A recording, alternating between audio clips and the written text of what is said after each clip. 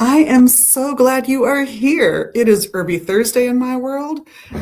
We are going to talk about green cedar, Thuja, probably Thuja occidentalis, but there's a little leeway there. Here's what it looks like kind of up close for you guys so you can see.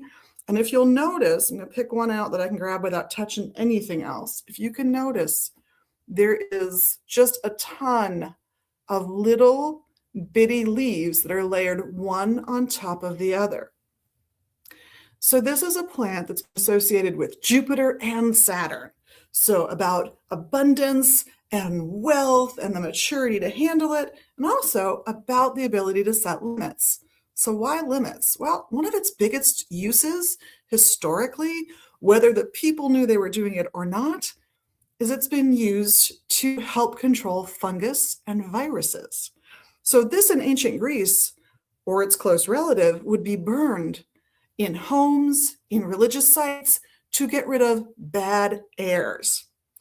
What are bad airs? Airborne infectious agents, right? That's really what they were talking about in a modern perspective. This was your best friend to get rid of those infections, the potential for illness. It's also symbolic of lifelong friendships. So this is the herb of the BFF. So I always think of it as keeping everybody healthy so they can keep their best friends for a long and happy life. So grab this herb when you want to celebrate friendship. It smells great burning on a fire. Grab this herb if you have something in the air that's disturbing you, whether it's physical and you just can't see it, or whether it's spiritual. It's been used to get rid of anything negative in the air in your space, particularly your most important spaces, your home space, and particularly historically, your religious spaces, where you're going to practice the religion that brings your spirituality to life and satisfies your spiritual needs. People have also applied this little guy directly to topical fungal infections, things like warts. So it's worth a shot. There are plenty of potential herbal cures for warts. If it happens to be handy and it's nearby and you can harvest it, give it a try. I'm not going to say anything against the wonderful products available to this day over the counter.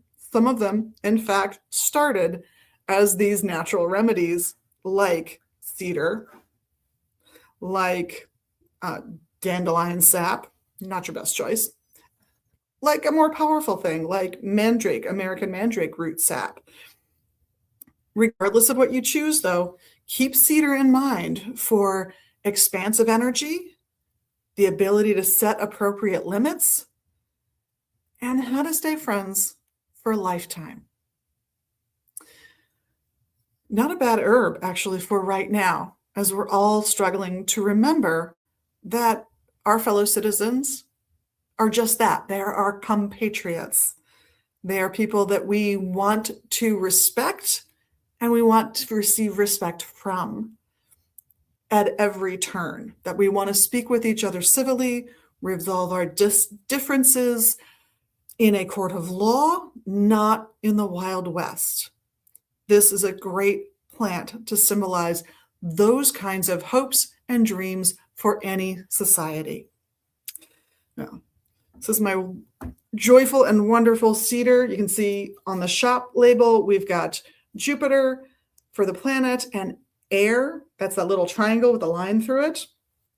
Air as the traditional Greek element, probably mostly because it's burned and because those leaves are actually pretty small, and they are tiny little things. This isn't a leaf. This is, oh goodness, dozens of leaves laid over each other, almost like pine needles, but very tightly packed.